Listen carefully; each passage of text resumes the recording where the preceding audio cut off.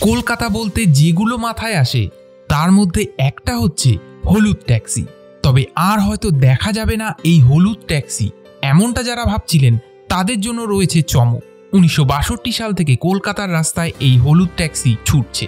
কলকাতায় এখনও রয়েছে 7,000 হলুদ অ্যাম্বাসেডর ট্যাক্সি। এর মধ্যে এই বছরই বসে যাচ্ছে প্রায় 4,500 হলুদ ট্যাক্সি।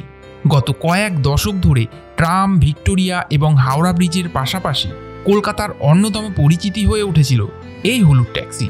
কদিন আগেই দিলজিৎ দোসাঞ্জু কলকাতায় এসে হলুদ ট্যাক্সিতে ছবি দিয়েছেন। দেখা গিয়েছিল কার্তিক আরিয়ানকেও।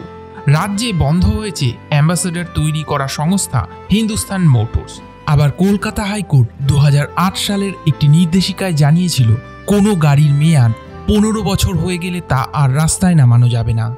সেই নিয়ম মেনেই হয়তো আর ভবিষ্যতে কলকাতার রাস্তায় দেখা যাবে না হলুদ ট্যাক্সি, এমনটাই আশঙ্কা করছিলেন যারা। তাদের জন্য রয়েছে সুখবর।